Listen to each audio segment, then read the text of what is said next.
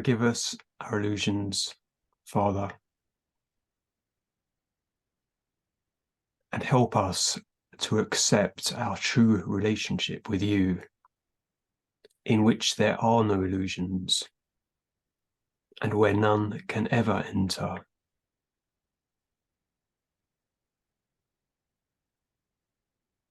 Our holiness is yours. What can there be in us that needs forgiveness when yours is perfect? The sleep of forgetfulness is only the unwillingness to remember your forgiveness and your love. Let us not wander into temptation. The temptation of the Son of God is not your will.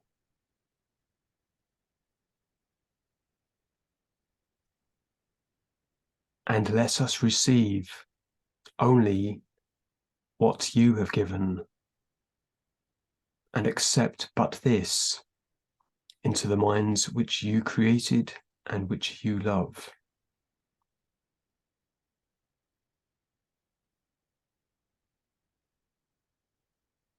Amen.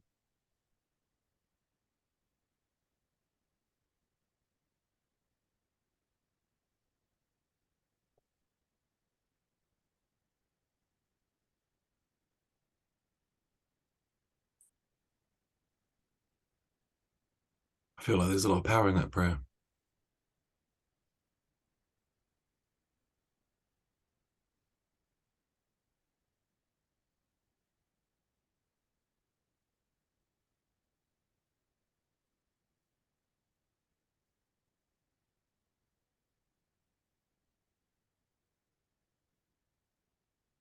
You want to start reading? Yeah, let's start reading. Okay, I'm excited to read this. The mystery read. Yeah. Right, so what is it we're going to be reading then? The gift of God.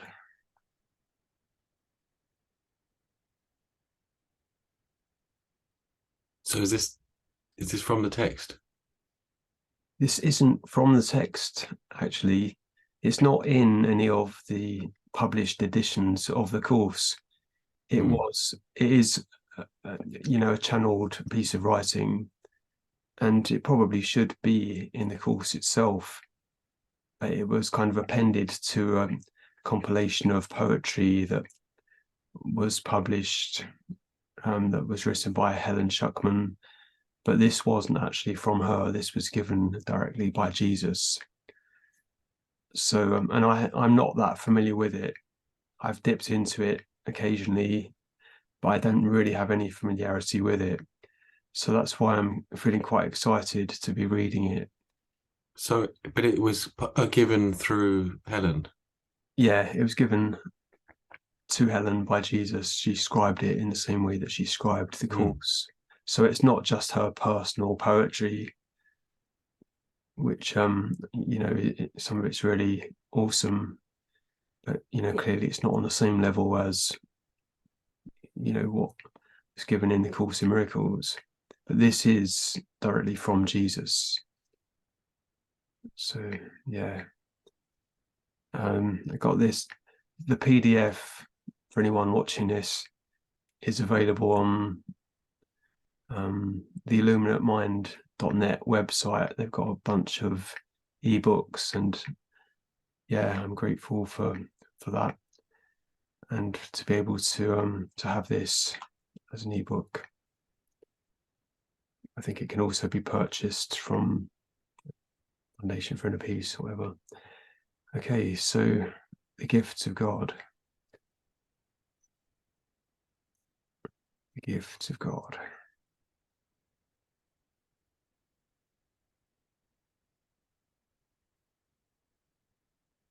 Okay, so the dream of fear. Fear is the one emotion of the world. Its forms are many, call them what you will, but it is one in content, never far, even in form, from what its purpose is, never with power to escape its cause, and never but a counterfeit of joy. It rests uncertainly upon a bed of lies. Here it was born and sheltered by its seeming comfort. Here it will remain where it was born, and where its end will come. For here is nothingness, where neither birth nor death is real, nor any form in the misshapen mind that spawned its seeming life has any meaning in the mind of God.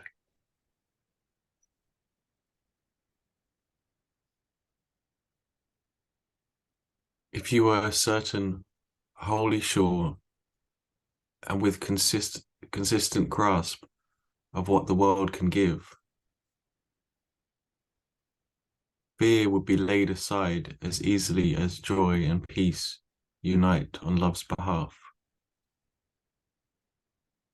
But first there must be certainty that there can be no love where fear exists, and that the world will never give a gift which is not made of fear, concealed perhaps, but which is surely present somewhere in the gift.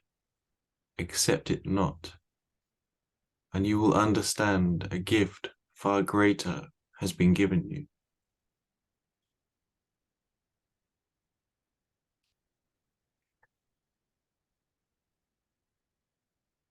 That's quite powerful, to say the least. So in everything of this world, there's a little bit of fear Well, given. it's all fear. Even if it's concealed, it looks like it's on the outside. Oh, this is nice. But inside, it's just fear. There's a gift of fear, which means it is fear, but just with a cover.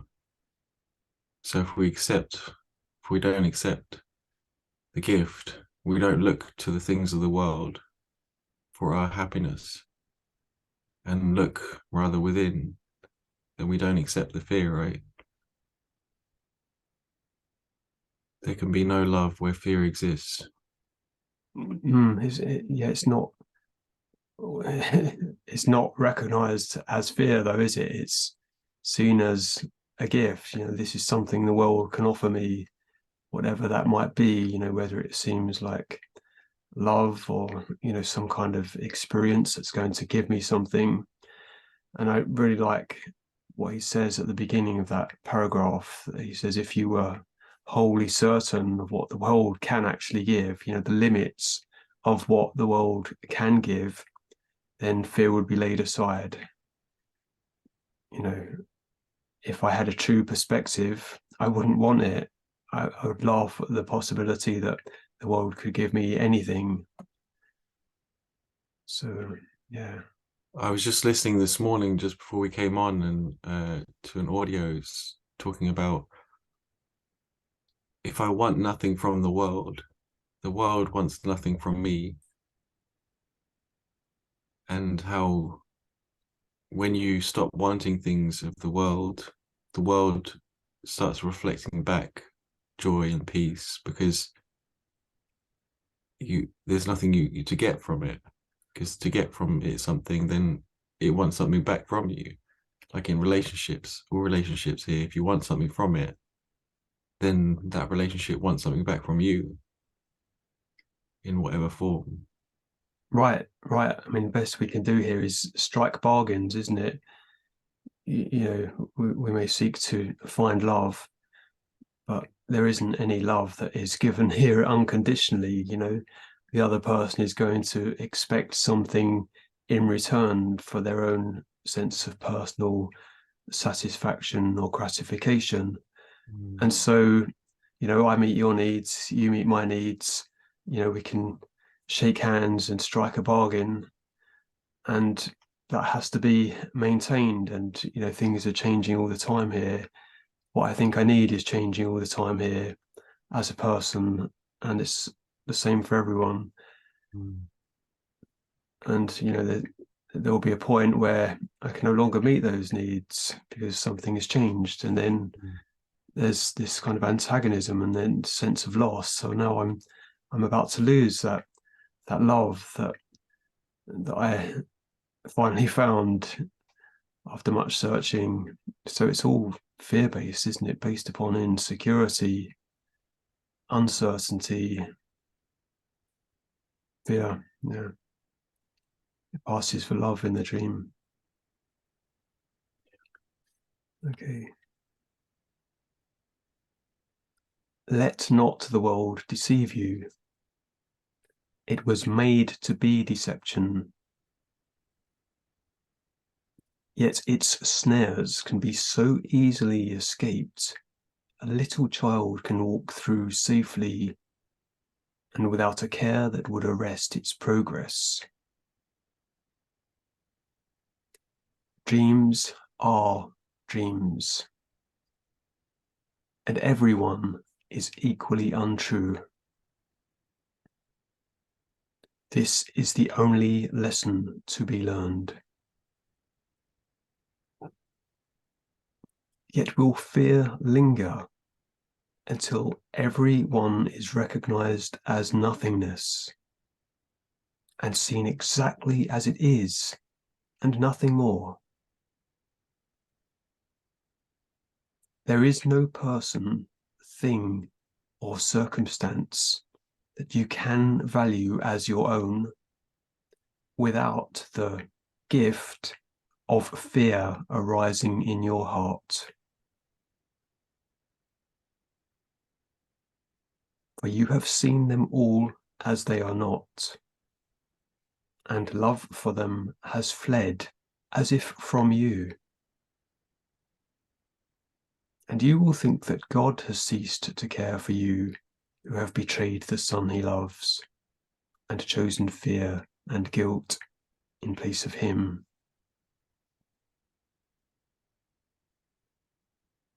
Well, that's pretty clear, isn't it? Did you want to say anything about that?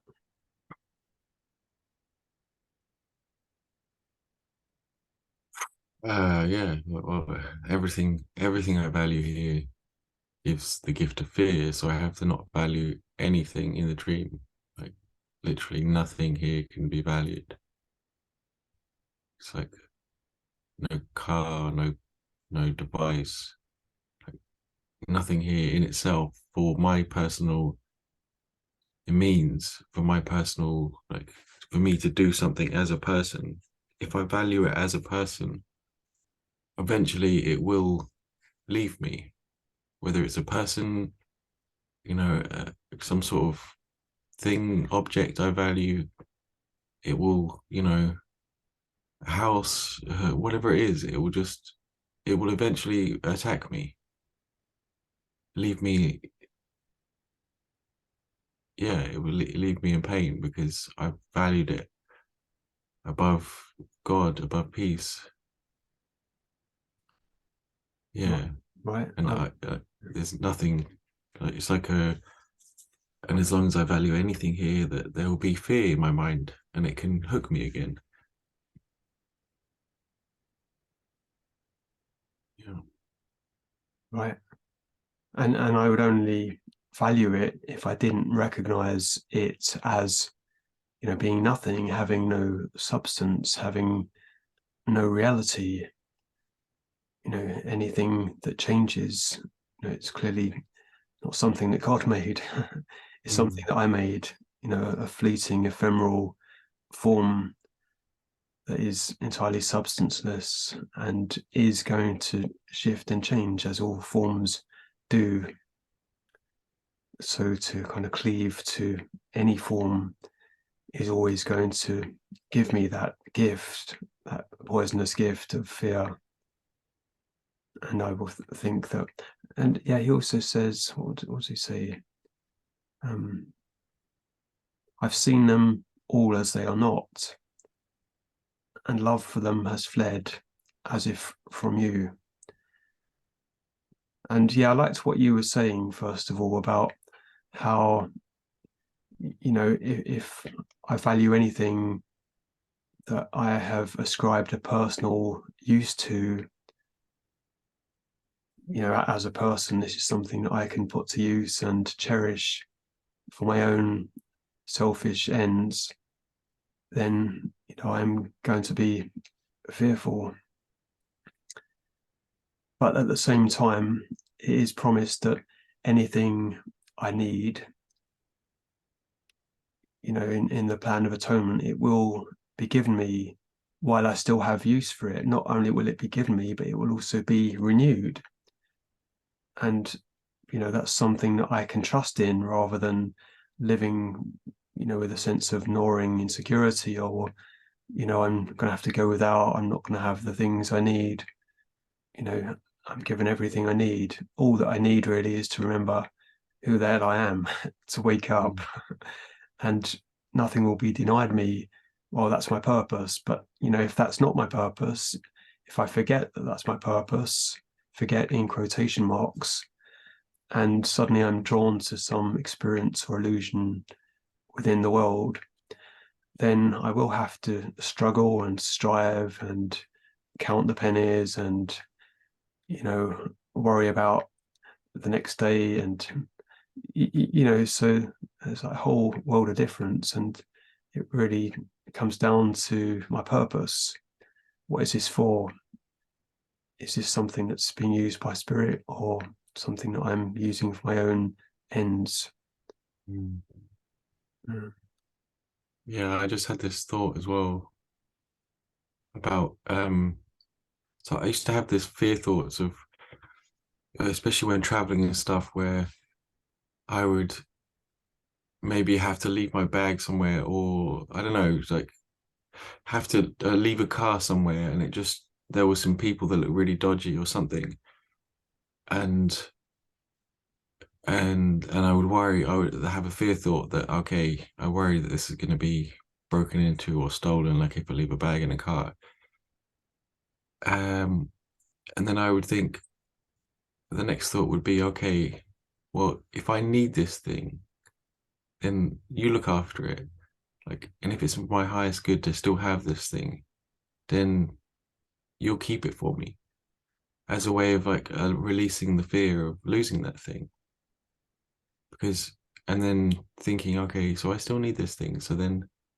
it still has value to the atonement so yeah let me just give it to you to handle and then I would have this image of Jesus standing next to my stuff guarding it like okay I've got it for you like, instead of worrying about it and thinking okay is this going to come to me or not just having that faith and trust that this is going to be okay because Jesus is there to protect it because of my purpose. Yeah, I just thought to say that. Yeah, that's an interesting thought, really. And what's coming to mind is, to have a balance in terms of being sensible within the dream, locking my car door, for example, or my house door when I leave my car or my house. But, sometimes there is a situation where, I have to trust that, I'm taking a risk here. Like if I go to the beach, for example, and I'm by myself and I've got my phone with me and I've got other stuff and, I want to go for a swim, am I going to trust enough to leave that stuff on the beach and you go for a swim and then come back and trust that it's still going to be there if I need it? And if it's not there, do I have the trust to accept that, okay, well, I didn't need it, or, there's a lesson for me here. Maybe Mm, there's some guilt in my mind. Guilt demands punishment. And here I am, I've been punished. Someone's taken away my stuff. Here I am in a godless world where everyone's robbing from everyone else. And I'm justified in my anger and my thoughts of separation. Or, I have an opportunity to forgive and to release that guilt. That's the choice it always comes down to, isn't it? mm, But, perhaps as the guilt is released more and more from my mind, I have less need to punish myself at the hands of others. Yeah. Well, touch wood. So far it's worked. I haven't needed any lessons to stuff that's yeah, that's yeah, nothing's been touch wood. There you go. We touched superstitions. Yeah, well, that's interesting. Superstition. Yeah. Yeah. Yeah, you could say the whole world is a superstition because we believe it will give us something to do something, and then we trust that that thing will happen the way we want it to. And then if it doesn't, then we feel like, ah, we've been something out there. It's not the trust in the world, it's the trust in or not me that's been devalued. It's the world that's devaluing me, right? Oh, they've done it to me. And yeah. Well, yeah, that's the temptation, isn't it? To forget that everything that happens, I've called unto myself. I secretly wanted this to happen. Mm. Mm. Those are the times when we're asked to perhaps have a bit of faith and trust. Yeah. Yeah.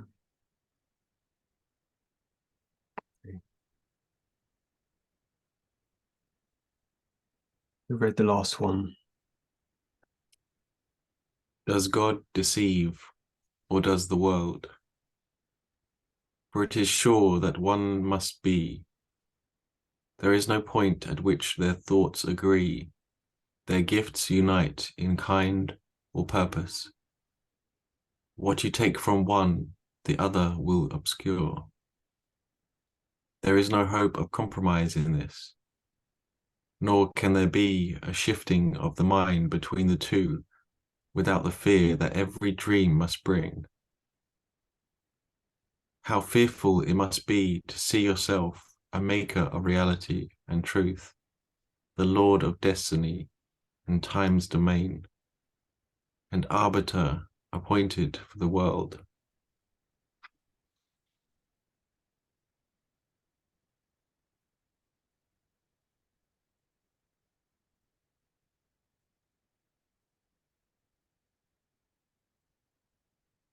Yeah, it's like 100%. You have to go in because it's just there's no like either the truth is true or and the world is a lie, or the world is true and God is a lie. Like either eternal life is real and the dream of sickness, suffering, and death is a lie. And there's just it's saying there's no meeting place, right? Like it's just that's like one cancels out the other. They don't exist in some, you see all the God movies about all these God characters, which are just humans with superhuman abilities, right? And like some of the newer ones, they can do miracles. They come down and they still argue and they still bicker and they still act like humans, but they have superhuman abilities. Is one true and then the other one false because they both can't be true. Yeah, which makes sense. Like you can't, you know, the laws of this world, even they say, you can't gravity is real or it's not real. There's no in between. The wind is there or it's not. That's the way I see it. But in our fearful, delusional mind, we see the world as real, right? Because we've forgotten the truth. And when the truth dawns on our mind, we realize that the world of delusions is not really true. Right, yeah. As you say, I can't flit between the two, but I happen to be having an experience of experiencing a world in which everything I see is powerful evidence that points to the reality of what I'm seeing, hearing, tasting, smelling, and touching. It seems self-evident that there's a world here. And, from my body's perspective, it's always going to seem that way. And so, we need help, clearly. We need Mm. help from outside of ourselves Mm. to come to an experience that it's going to show me that this world isn't real. It's bringing to mind lesson 132 of the course, where he says, some people see this and they rise up to teach it, but ultimately that's the lesson. There is no world unacceptable to a human being, to my human identity. So I need an experience really Mm. in order to have faith in that, because until I do, of course there's a world, of course there is. It'd Mm. be ludicrous to say there isn't. Yeah, There it's there are 8 funny. billion people here. They're all going to tell me there's a world. Yeah, and it's funny that the whole thing of that in the course it says you cannot see God without a body. Like if you think you are a body, you can't see God as not a body because that's the way you think. That's your mind. You believe, and all religions and all the things of this world say God is a person. Christianity, God is a guy with a beard that lives above the clouds. Like, you as long as you think of yourself as not as spirit, you do see everything as a body. You see everything as physical, as a person. Right? I'm going to see God the way that I believe that I am. Mm. I make God in my own image, and I assume that he has the same characteristics and attributes that I have as a human being. And let's face it, human nature is kind of cruel and sadistic. Just look at the history of humankind, all of the bloodshed and the war and the cruelty and the chaos. And I'm going to make God in my own image, which is exactly what we did with the God of the Old Testament, this Mm. wrathful, vengeful God who believes in specialness and gives special favor to some and strikes down others with locusts and famines and plagues, right?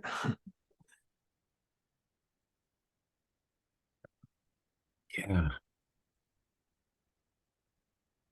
Dreams never change. Dreams never change. Remember only this, but do not let it slip away at times, and let yourself give way to fear again. Deny the dream, but do not foul the truth. For only what is true will never foul. All else deceives, all else will terrify, and even when it seems to please the most, it brings with it a heavy cost of pain. Be free of suffering now. There is no cost for any gift that comes to you from God. His way is certain, for his gifts remain forever as he gave them. Do not think that fear can enter where his gifts abide. But do not think gifts can be received where fear has entered and has touched your sight with gross distortions that the world thinks real.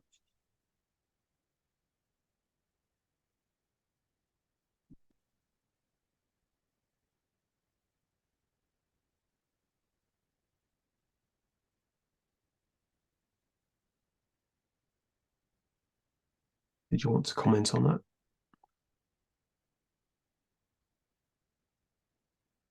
that? Yeah. Uh, yeah, as long as we think it's real in itself, it's like there has the fear entered because we wanted something from it, like physical relationships, the pleasure. So the fear is entered because I can, if I if I think of my brother as a body and I see them as something to get something from, and then the fear is entered because I'm seeing them as I would see myself. So then I can't receive the gift of peace because I've already labeled them as give, as a body, as a thing that I can get something from. And then I think it's real. And then peace is left because the fear is there. I haven't I haven't given over my sight to see the reality of the situation. Anytime that I have the slightest thought of something to get from someone or to think about someone as a body, the perfect example is a physical relationship, right? I see like I can touch. There is, and there's that I can get something from them. I can feel, and then the pleasure. But in the pleasure, there's fear, right? And then you start a special relationship, and it turns to fear. Always the fear comes out after the honeymoon period. You first hide all the fear in the so-called love, which is just fear's disguise of pleasure that I'm getting my needs met, and then the fears are really behind it all. And then Why? it's like they can't mix, they can't go together. Like you either are in fear because you're seeing the world amiss, or you're seeing it with the correct eyes. His gifts remain forever, but you still have to choose them in your mind over the gift of fear, over the gift of seeing the bodies and people and situations to get something from. Because as a person, we do want to get, like, we want to get food, we want to get shelter, we want to get comfort, we want to get pleasure. Just, yeah, there's always a getting mechanism as a person. You can give as the spirit you give. As a person, even when you even when you're people pleasing, you still want some sort of recognition back, right? Like I'm doing this so that I was thinking like so I'm being a big people pleaser and I do certain things and really it's because I want the peace out of the situation. I don't want to deal with the I'm still in a getting mode, right? Even if I people please, I just don't want to deal with the effects of not people pleasing, Well, the absolutely. pain. I mean, people pleasing is very much about getting approval, or at least fending off disapproval with keeping someone else happy and being a good boy or girl in order to conform to, the demands, imagined or real, of someone else, being someone else's puppet and dancing to their song, and then getting that approval. And I think that's it's quite a widespread thing, people pleasing.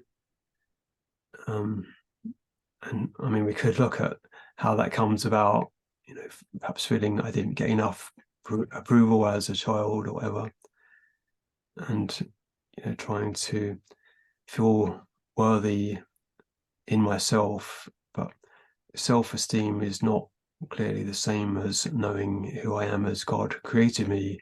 Self-esteem as an ego is always going to be contingent upon externals. It's not going to last.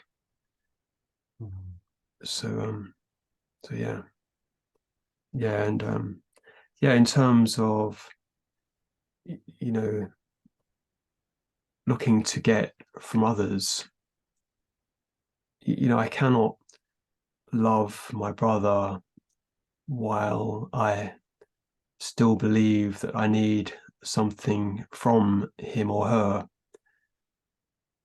because it wouldn't really then be love. It would be an exchange, or the world's form of love. I do this for you, you do this for me. And again, we strike a bargain. So we're in a process of learning that to have, I need to give. That's a law. I receive what I give. And if I take, then I will be depriving myself.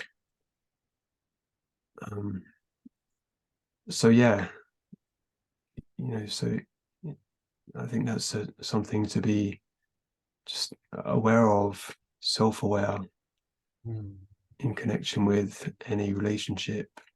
Am I in a mode of trying to get, or am I in a mode of giving?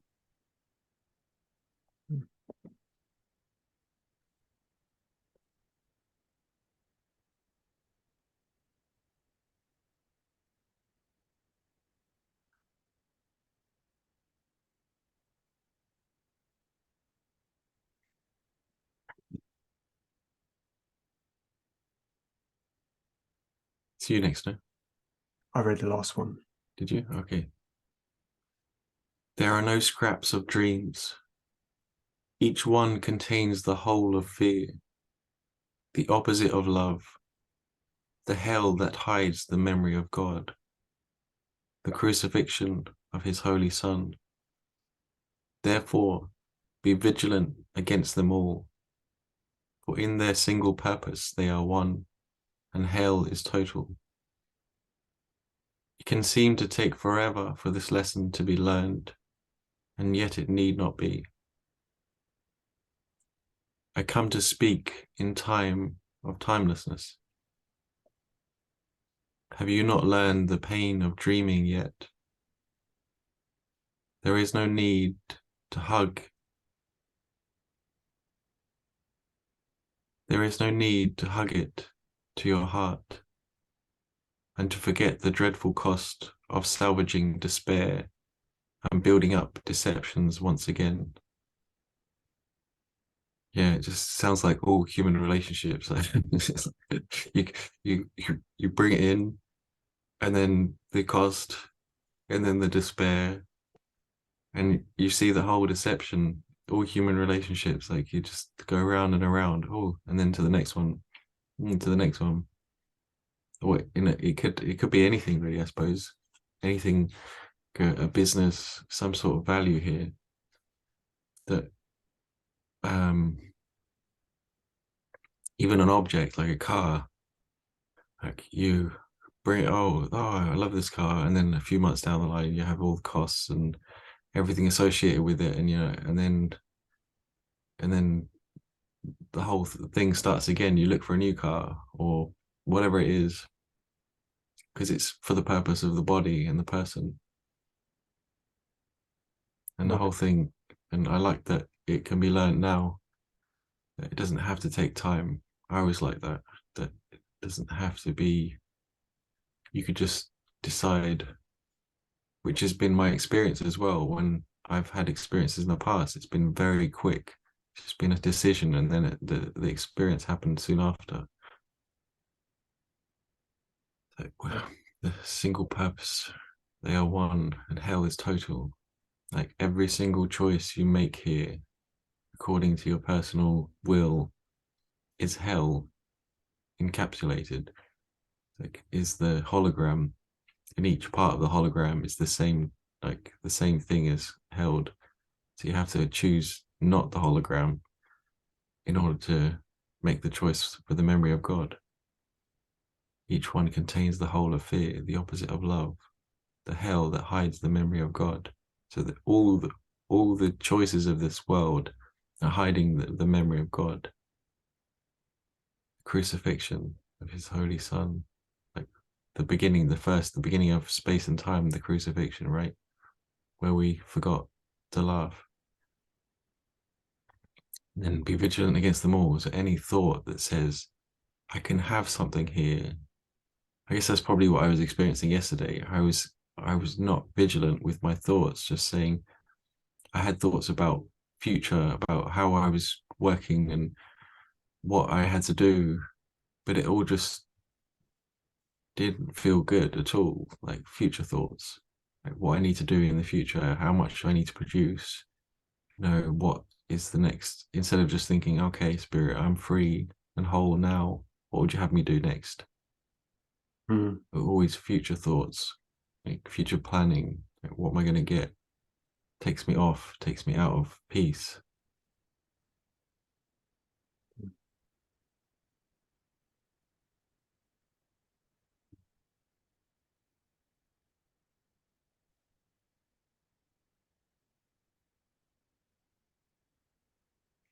The tiniest of dreams, the smallest wish for values of the world, is large enough to stand between you and the sweet release that God would offer you. He cannot choose to change his son, nor make your mind accept the perfect freedom he has given you. Yet it is certain you will turn to him and suddenly remember. But be sure of this, and do not let it slip away. What God has joined is one, and one as well is everything that fear has made to be the great deceiver and the substitute for God's creation. You can choose but one, and which you choose is total. Everything the world can offer promises some joy that it will never give. And everything that God has promised you will never fail in anything. No need will be unmet, no hurt unhealed, no sorrow kept unchanged, no darkness undispelled. The smallest pain will vanish suddenly before his gifts. An unremembered world will leave no trace behind its going. When God's gifts have been accepted as the only things you want.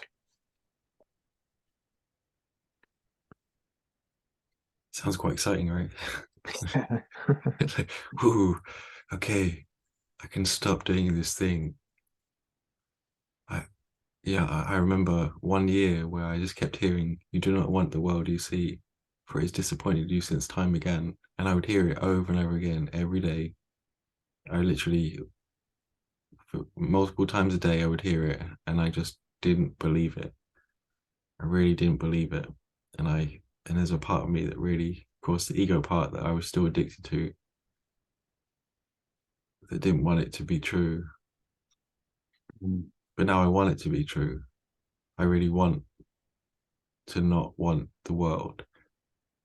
And maybe it's not complete, but I can feel like there's a different energy to it. It's like, okay, I'm willing to jump, you know, if it's off a cliff and I have to trust that I've got wings, I'm willing to take the risk now. The leap of faith. Yeah, the leap of faith that you say that I'll be taken care of and God will fail in nothing. No need will be unmet, no hurt unhealed, no sorrow unchanged, no darkness undispelled. The smallest pain will vanish suddenly before his gift. Yeah. Yeah, I like that next line. An unremembered world will leave no trace behind its going. So he doesn't say a forgotten world, he says an unremembered world. So I keep remembering the world. Mm. I wake up and I remember, oh, there's a world, and there is a world. Keep remembering it. Why do I keep remembering it? Because clearly I must want to see a world. Mm. And, earlier on he was talking about how, this acceptance can seem to take forever, but it doesn't have to. It may seem like I have to keep being drawn to illusions, being attracted by them, whatever form they take. But then, like you say, you then enter a process of disillusionment with your illusion. Like, for example, the sports car you mentioned, you get the car and it's shiny and it's gleaming and you've saved your shekels to purchase it. And Mm. then, what happens? Like, you have to maintain it. I remember I knew this guy and he had a Lincoln, I think it was, one of those really long cars, and it was spotless and gleaming. And he was so insecure about it. He kept it in a car park. This was in London. It was about 15 minutes walk from his house. And every hour or so, he would go and take a walk. He didn't want to go anywhere in it. He just wanted to make sure that no one had scratched it or it was still there. So it was a constant effort for him, insecurity about this idol that he had made of what Mm. is essentially a chunk of metal on, some round bits of rubber. But Yeah. yeah, I mean, until we are disillusioned enough, I suppose, we're not going to be willing to question the nothingness of what we have made into something. Mm. So, but yeah, if we are honest and we look at things as they are, then that can save time and take Jesus at his word that the world cannot offer me anything that I really want. Mm. It may seem to offer a new illusion once I'm disillusioned with the old one, but then, like you said, I get disillusioned with that one, then Mm. another one, and then another one, and it goes on interminably. And the world winds on wearily. Yeah. Especially with pleasure, because that's one of the things, like we look for pleasure and comfort, right? That's the guiding rule in this world, no matter what we do. Even if we buy a vehicle or a thing, its ultimate goal is comfort and pleasure.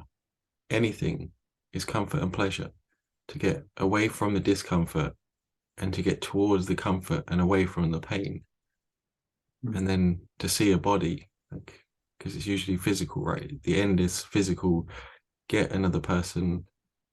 And if we see the relationship as it truly is a getting mechanism for a slab of flesh that's full of fear, with bone and blood and meaty bits, and then a body spasm as the final thing, which followed after the body spasm is a feeling of tiredness and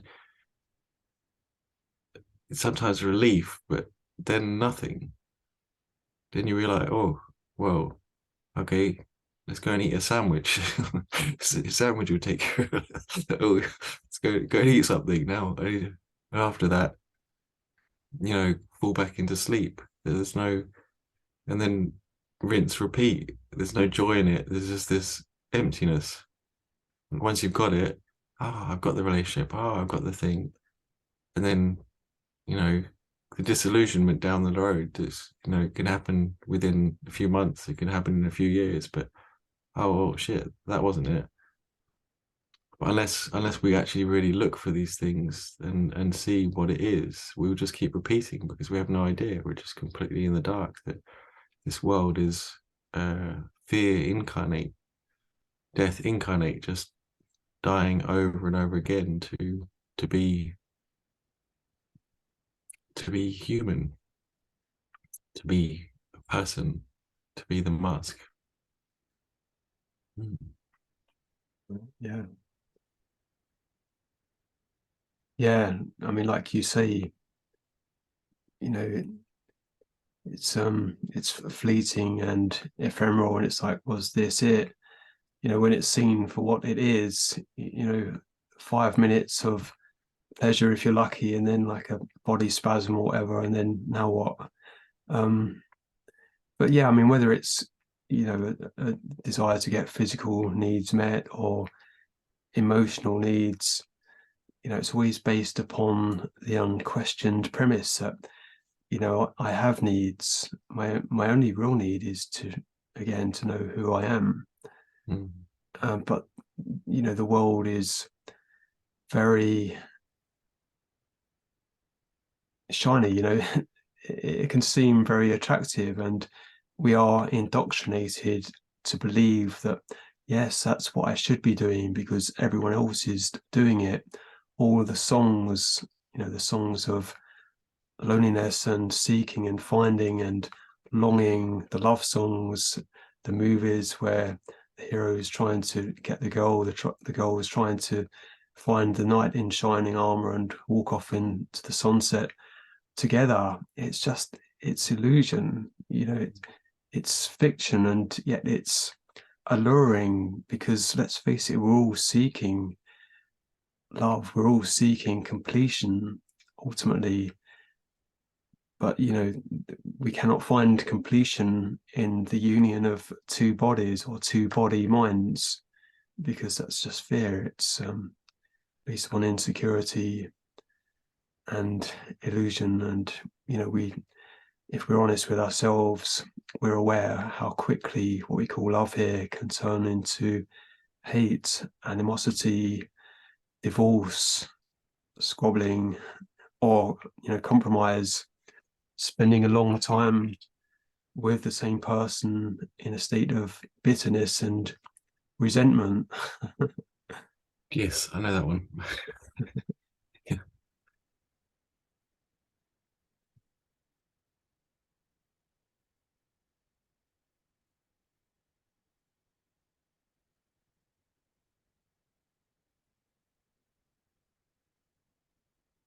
Is it me again?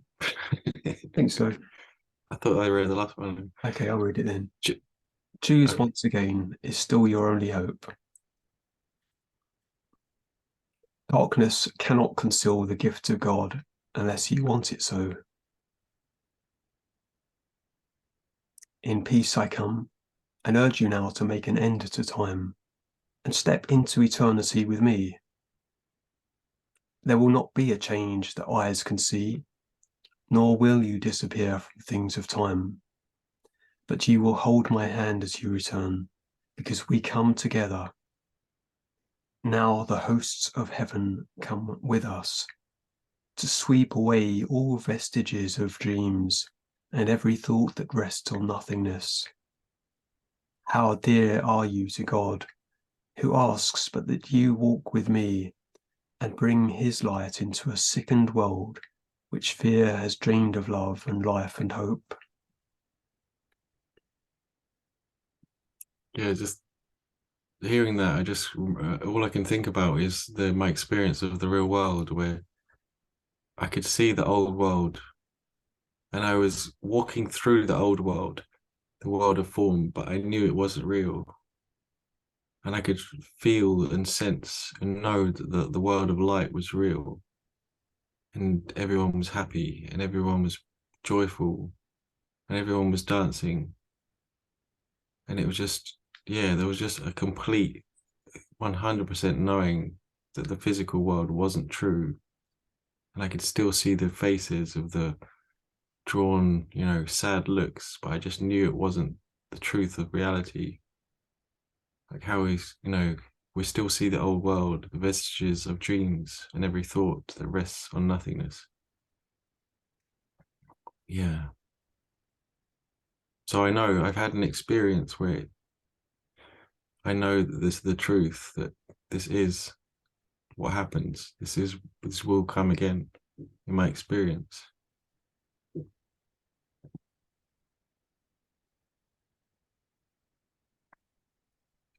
Yeah, yeah. Again, that's what we need, is experiences.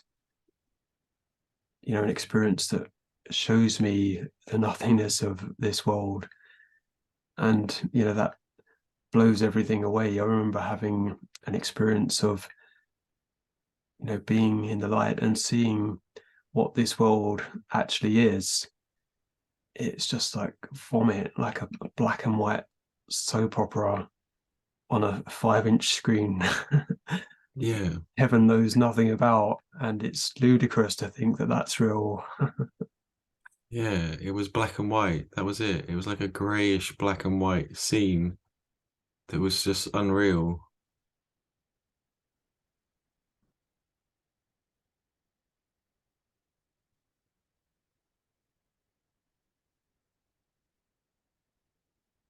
you know, in the previous thing, it said the hosts of heaven. Mm. It didn't say host. It said hosts, almost like you're saying, uh, where is it? I can't see it now. But in there, somewhere it says the hosts of heaven will, maybe it's at the top. It's in the middle there. See where the Ah, cursor. now the hosts of heaven come with us to sweep away all the vestiges. It's it's almost like it's saying that there is the, you know, the angels, you know, angels hover around you lovingly, it says in the chorus.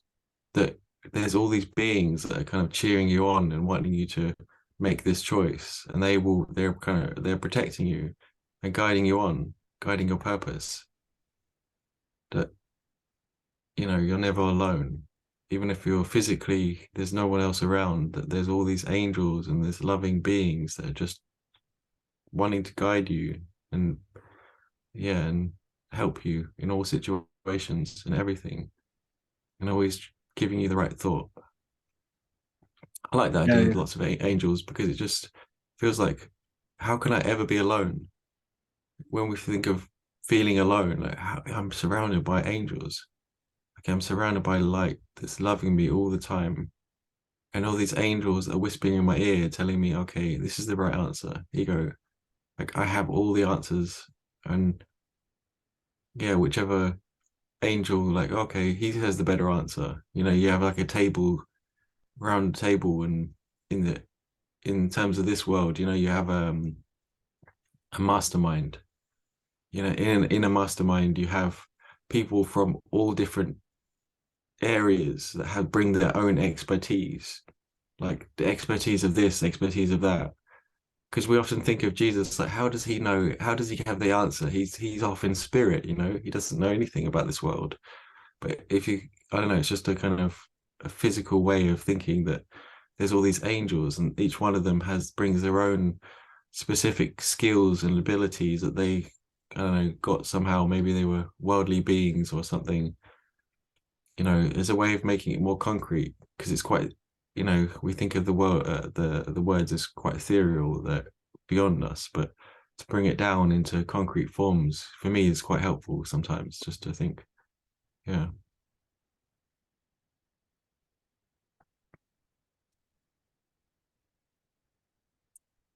Right. I guess we have our own ideas of what angels are.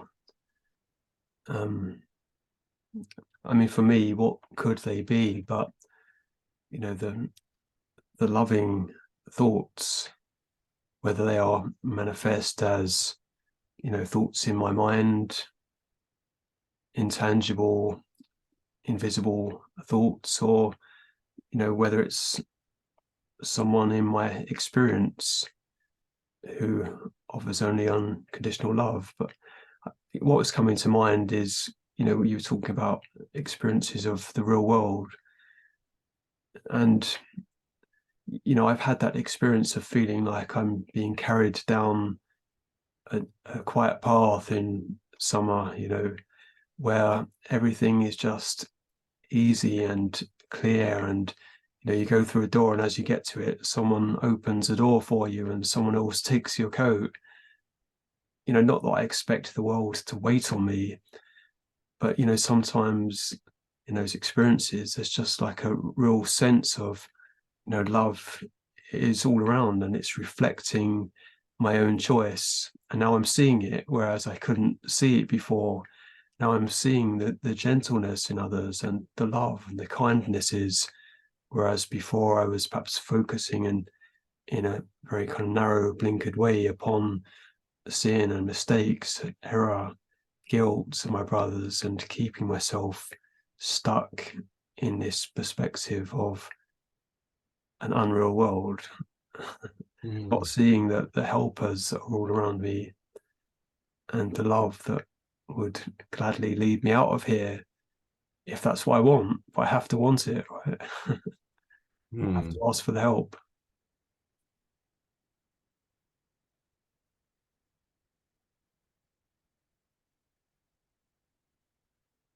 I just had this thought that what if what if the angels, it seemed like physicality, went into the bodies, like they took over the unconscious bodies of people and they spoke through them, or the higher selves of that person suddenly came down because your purpose is so strong that within your light and within your mind is strong enough for that unconscious mind to be to allow the spirit to temporarily come in and give you a message or help you or do something for you.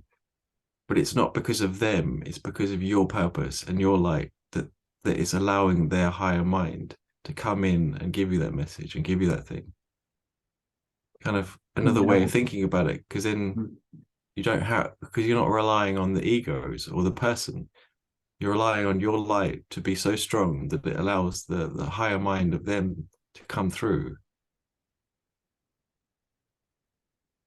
Right. And I mean, yeah, we could use the symbols of angels, but, allowing the higher mind of them to come through is the same as allowing the higher mind of myself to come through because, we're not separated. And, I can hear the Holy Spirit, not just in my own mind, with my eyes closed, disengaged from the world, but in my brothers as well, if I want to, if that's what I want. And I will, and I do when I want to. When I don't, I don't. Hmm. But absolutely, yeah. Uh, the world's only going to reflect back my own mind, despite the illusion of apparently other consciousnesses out there with different thoughts, different personalities, private worlds. It's the same Holy Spirit that can speak through all of us, whether it's just like a consoling touch on the shoulder if I need it from someone, or someone gives me some kind of esoteric information that's going to unlock some mystery that's going to open up a new dimension. Hmm. If I'm listening, then I will hear. I need to listen. Otherwise, the Uh, world is going to just look like a mundane, drab place where there isn't any sacredness or anything interesting. yeah. I was just thinking about work and having to go in and face those images of those people, and how if I just see that the spirit is coming through them, and is if I do that, then I have to overlook all of their seemingly negative traits. Like I can't hold one idea in my mind and have the idea of fear there at the same time. It's not possible, right? One, it's almost like one is pushing out the other. Like as I was thinking about it, one was pushing out the other.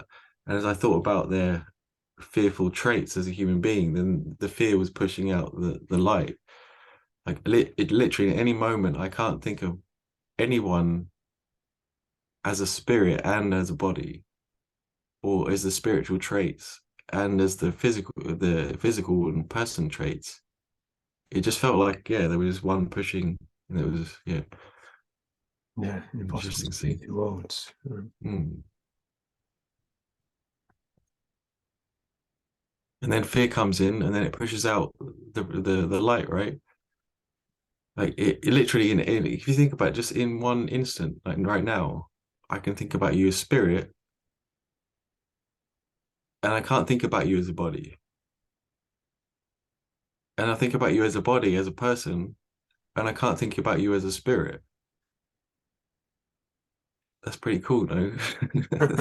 Like I'm just trying to do it in my mind. Like I can't. It's just like physics. It's just mentally impossible. Like, yeah, no, it doesn't work. They don't go together. Chalk and cheese, Yeah, or cannot be oil and water. reconciled. Yeah. Actually, chalk and cheese does no, no, it doesn't. It doesn't mix. Just it sits together, but it doesn't mix. I've never tried mixing chalk and cheese. Yeah, it was this program that yeah, chalk and cheese. Two guys that talking jibber jabber all day nonsense. Yeah, radio. I used to work at a job 15 years ago. Anyway,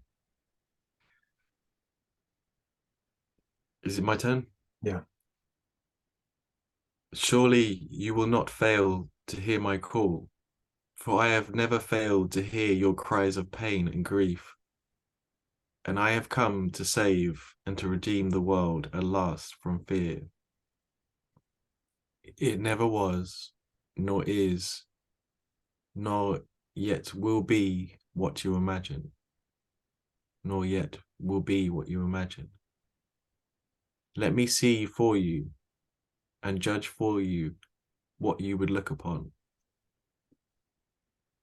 When you have seen me, when you have seen with me but once, you would no longer value any fearful thing at cost of glory and the peace of God.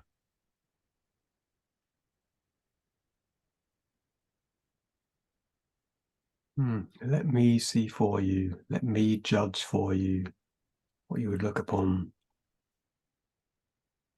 I really feel a sense of allowance and acceptance in that, to lay down my own version of vision, Mm, my own tenacious demand to judge all things, and to let Jesus do it for me instead, to see and judge for me the world that I'm seeing. mm.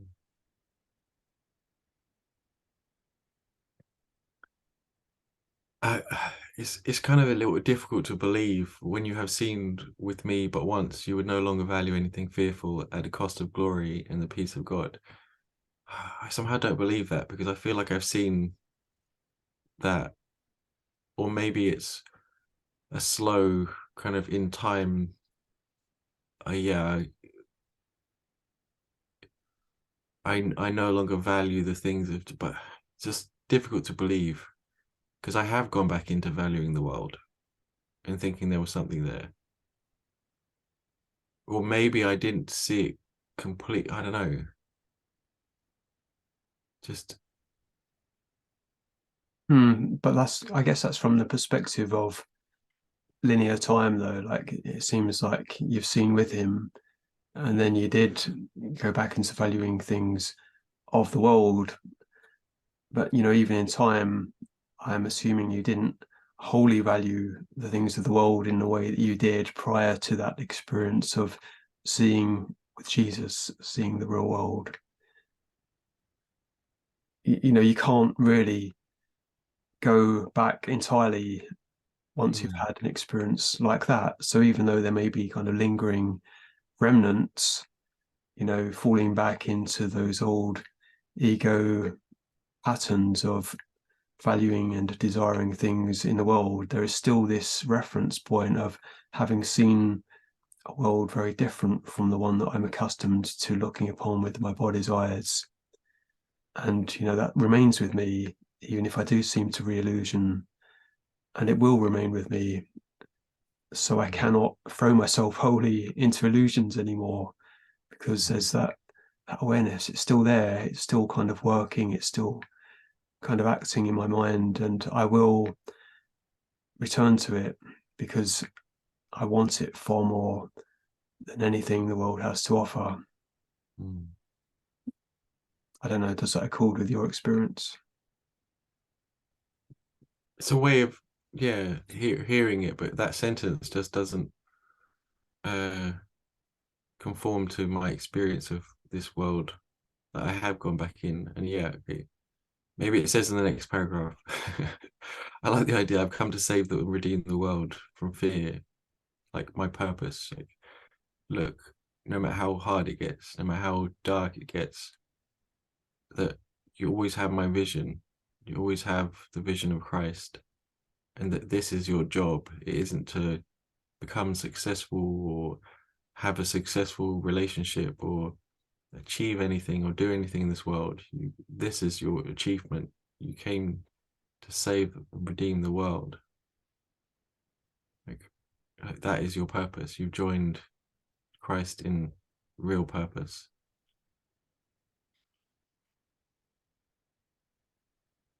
Like when you see with Christ, you're joining that purpose. That's what you really want. Yeah. Yeah, I mean, sometimes it can seem like he's being very clear cut. I mean, he'll say something like that, but he doesn't deny that we are likely to forget and, go back into the world and forget everything that we've learned. I would say this is a condition of continual forgetfulness. I read the course, I do the workbook, I have beautiful experiences. It seems like something has really shifted, and then the next moment I've forgotten everything completely. Mm. Somehow I'm in amnesia, or it seems I've forgotten everything completely. But can I be okay if that's how the process looks, and not judge myself and trust that, yeah, there is something happening here. A process has been initiated, and it may seem to be cyclic at times. It may seem like I go back, I take 2 steps forward, 1 step back. But if I can be okay with that, then there isn't really a problem. I can be upheld by trust and remember, he says that's going to happen. You are going to forget, but you will return. And when can I remember that? When can I remember what I really want? Well, I can remember it now. Even though I may have gone back and re-illusioned, I can always remember it. And the only time I can remember it is right now.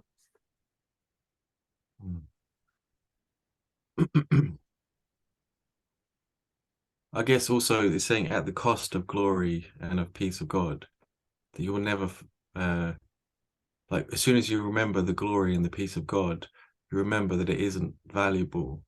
But as long as you don't remember that, then you're still in one. So it kind of does still make sense if you look at it as a all or nothing. Like, as soon as I've forgotten, I'm in forgetfulness. Mm. But as soon as I remember, okay, and I don't want to give it up. Yeah.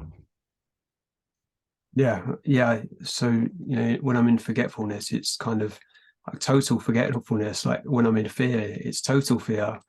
Fear isn't partial, just like love isn't a partial attribute or quality. So, of course, I've forgotten at that point and I need a miracle. Mm.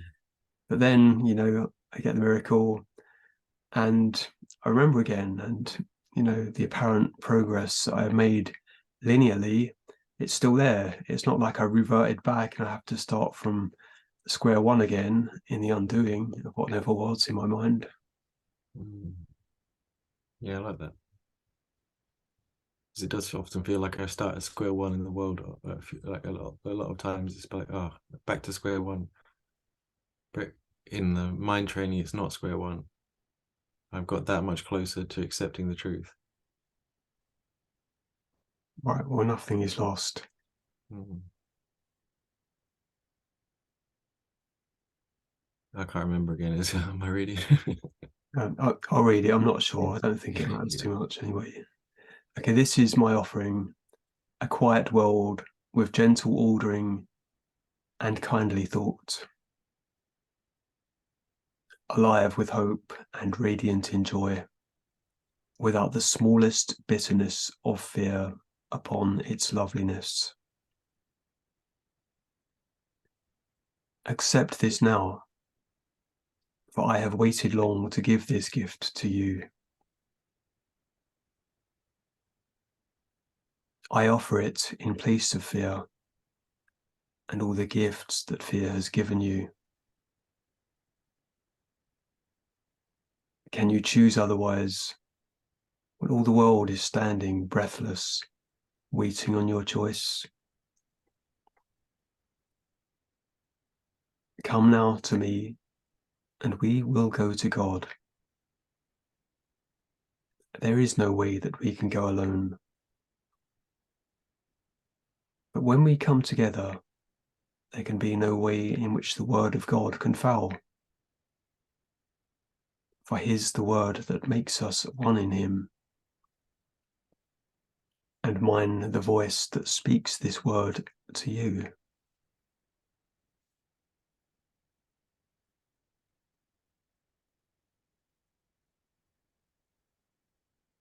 I was just imagining as you were reading that, like the rest of my day, like I go on a train later, and I was just imagining everyone's there waiting in anticipation. Is he going to choose now?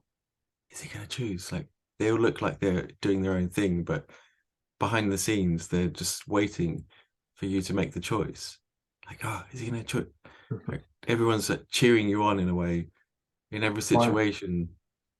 It's like that Michael Douglas movie, The Game. You seen that? Yeah, yeah. Everyone's an actor.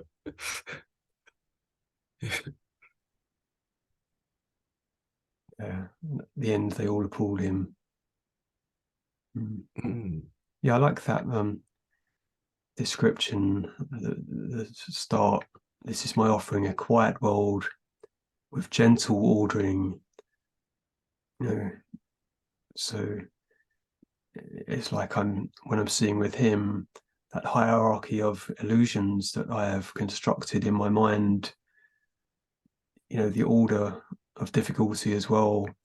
It's been kind of released from the shackles of harsh judgment that I've made, and that has shown me a distorted world.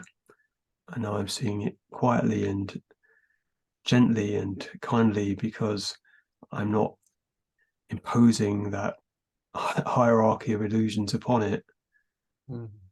that made my perception of it.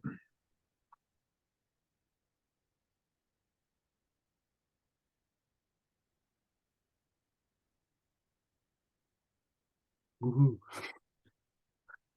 That's the feeling internally reading this, that hey,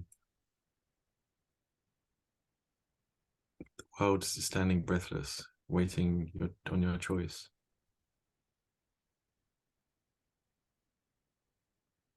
The world is about to turn blue, so make the bloody choice.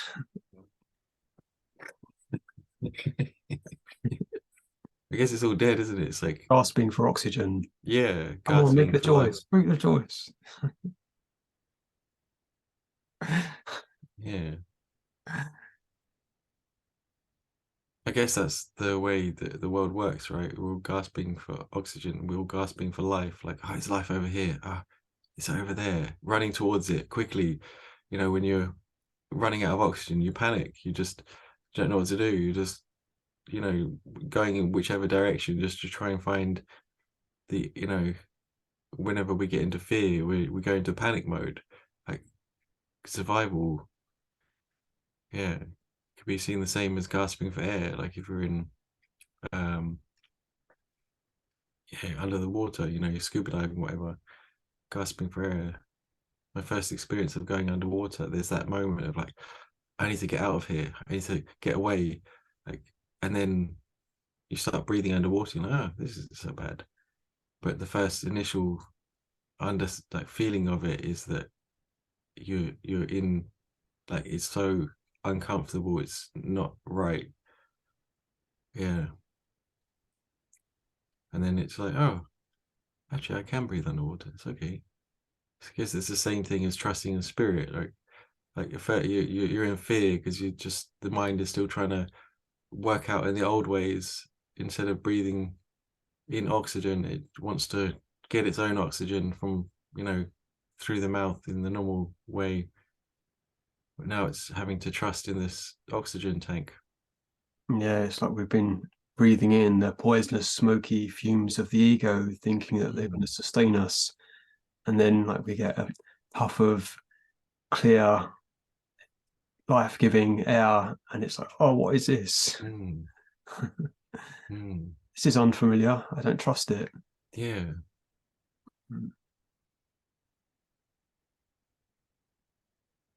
You should move on. yeah.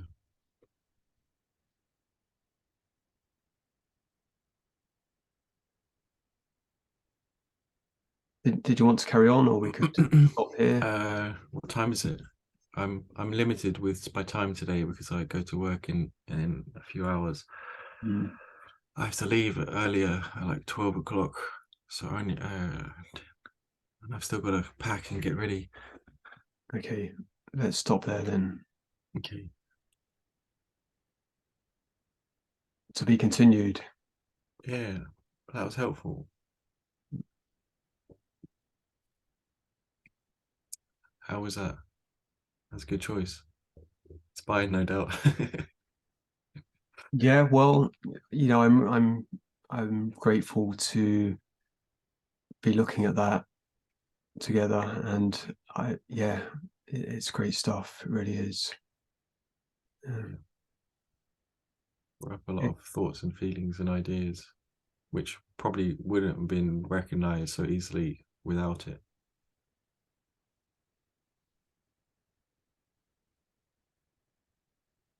And all about trust, because I was hoping this morning it would be something about trust, that, and it was like it's like trust in your real vision, trust in the light, trust real in reality over the things that you think you want, because that's what we're doing. Like we're putting our faith in some future or some person or something in the world.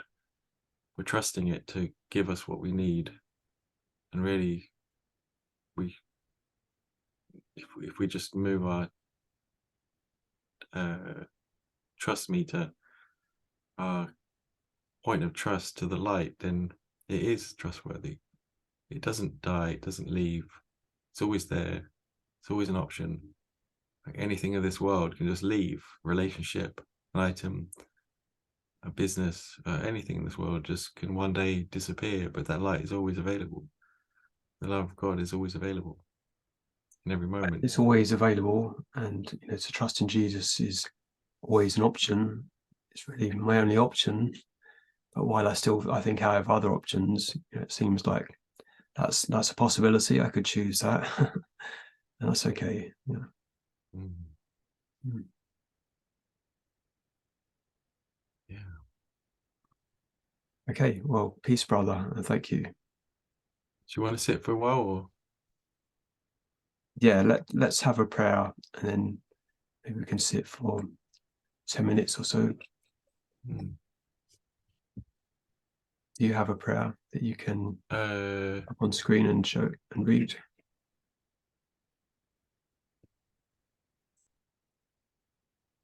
I don't. I can get something.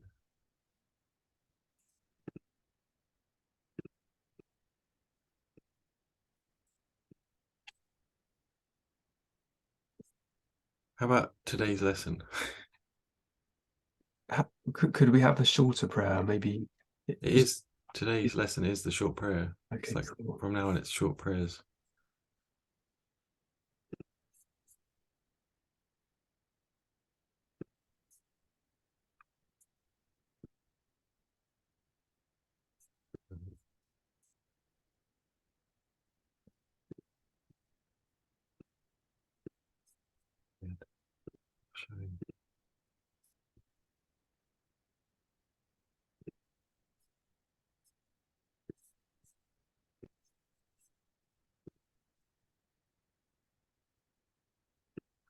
Yeah, I'm gonna have to show you my desktop because it's not allowing me to get the individual screen. So you've got my desktop. Anyway, oops. God is my life. I have no life but Him. I was mistaken when I thought I lived apart from God, a separate entity which moved in isolation, unattached and housed within a body. Now I know my life is God. I have no other home, and I do not exist apart from Him. He has no thoughts that are not part of me, and I have none but those which are of Him.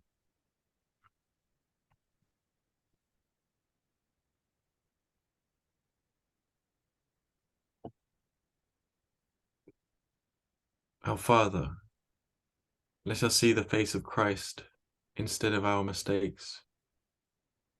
For we, who are your Holy Son, are sinless. We would look upon our sinlessness, for guilt proclaims that we are not your Son, and we would not forget you longer. We are lonely here and long for heaven, where we are at home.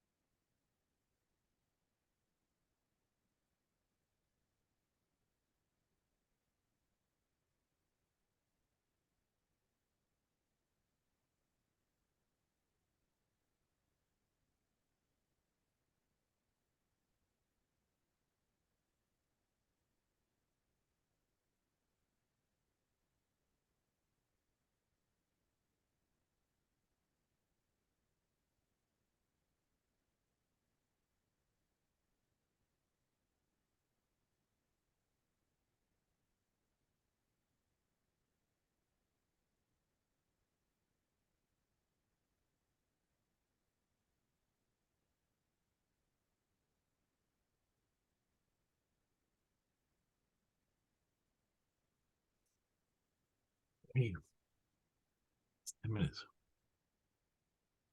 Just seeing how it's like to speak to a child when you're trying to explain something. You have to explain it in lots of different ways.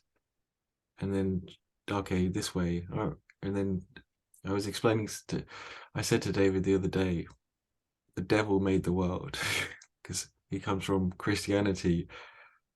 And it was funny because in the past he would have got upset with this idea. But this time he was like, ah, and his one of his responses was, how do you know that's true? You know, like we when we first hear the truth, we like reject it completely. Like, no, no, that's not the truth. Like the world has told me that God created the world. God is the giver of life here. And then we're like, maybe it is true. And how he come back and then ask more questions and how the spirit does that with us, that we're just children here trying to understand. We think we understand the world like as kids do. They think they understand. I know, yeah. As I watched David, it's like he thought he understood for a while, and it was always like, I know best. And now he's getting to that point where maybe I don't know, yeah. And then asking questions like, okay, and then next is experience and how, yeah. And then I was thinking about how the valuelessness of the world and how I'm still seeing some of the images, some of the people in my experience, even with the course, wanting things in the world, and that realizing that that's not going to work, and then seeing the opposite. I saw like there's a being in my experience that wants kids, and then I saw the image of this person that decided not to have kids, and how I saw a message from her the other day, how she said how still my mind is, how peaceful and happy I feel. And then I thought the opposite is having kids where they're constantly drawing on your attention. You can't be still or happy because they're constantly trying to get you to focus on them, the ego. Like here's the two choices. Here's have the world and your experience in the world, but the peace is gone. I mean, you can still have it to some degree, but you probably have to wait till they, uh, you know, grow up and move out. Then you can have your peace. I'll delay it to some other time because I'm going to have some stuff in the world first. And this is our choice. Whenever we choose for something in the world, we delay our peace for some future time because the world's going to demand back from us that, like in a relationship, we want a relationship, or that relationship's now going to demand my peace because it demands something back from me until it's either repurposed or let go. And sometimes those ones that we want to let go, we can't because they're still stuck in our reality. Yeah, yeah, funny. An investment, not Yeah, needs attending to. It needs attention, right? yeah. If we don't pull out of our investment, then we still have to look at it and the charts go up and down. And then, I'm gaining. Oh, shit, I'm losing. Okay, I'm gaining. Okay, I'm losing. It's never ending. If we just say, okay, I take my investment, I pull it out of that, and I just put it all into God. Like, okay, all my money comes out of this chart and just goes, okay, God, take it all. Take Yeah, all my money. Like, here's all my investments. Here's my cars. Here's my body. Here's my desire for anything in the world. Take it, and I want nothing of it unless it's helpful for the plan. Yeah, yeah. Invest it all in God's stock yeah, God and stock. receive the gifts of God in return. That could be a good point to end. Yeah, Okay.